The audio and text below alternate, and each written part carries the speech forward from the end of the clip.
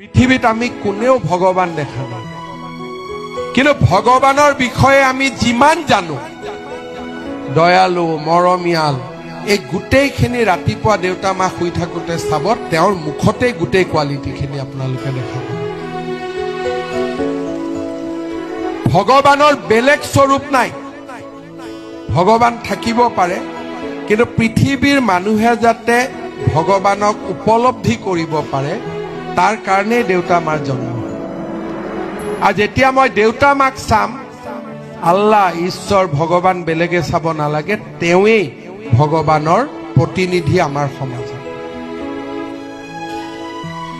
De are the ক্লজেষ্ট ৰিচেম্বলেন্স of god. মই ভগৱান বুলি নকওঁ, ভগৱানৰ আটাইতকৈ সাদৃশ্য থকা পৰিচয়টোৱে হ'ল দেউতা আৰু মা। শিৱলিংগত পূজা কৰিম, তাত কাকো দেখা নাপাওঁ। মাৰ মন্দিৰত যাম, মাক দেখা নাপাওঁ। বটদ্ৰৱাত যাম, কৃষ্ণক দেখা নাপাওঁ। কিন্তু তাত যিখিনি আধ্যাত্মিক শক্তি পাম, সেই আধ্যাত্মিক শক্তিখিনিৰে যদি দেউতা মাক চাওঁ, তেতিয়া দেখা পাম এওঁৱেইতো কৃষ্ণ, এওঁৱেইতো কামাখ্যা। দেউতা মাৰ ওপৰত জীৱনত একো নাই।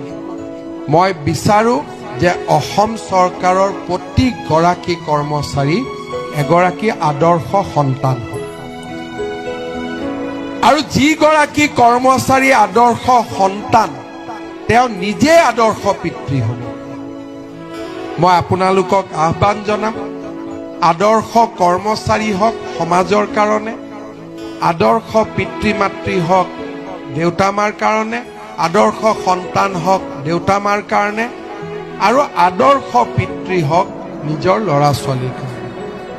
ফাইনেলি আজি আপোনালোকে যিখিনি স্থানত পাইছে, মই জানো ইউ হেভ মোৰ পটেনচিয়েল দেন দেট। যিসকলে আজি যিয়ে চাকৰি নাই পোৱা কিয়, this is not the and of Euro journey. আপোনালোকৰ ইয়াতকৈ আৰু পটেনচিয়েল আছে।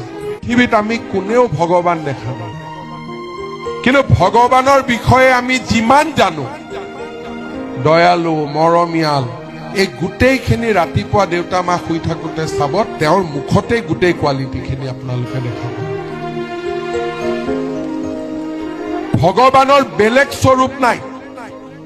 ভগৱান থাকিব পাৰে, কিন্তু পৃথিৱীৰ মানুহে যাতে ভগৱানক উপলব্ধি কৰিব পাৰে, তাৰ কাৰণেই দেউতা মাৰ জন্ম।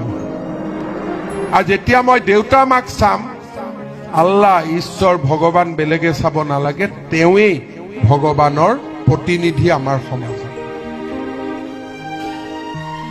দে আৰ দ্য ক্লজেষ্ট ৰিচেম্বলেন্স অফ গড।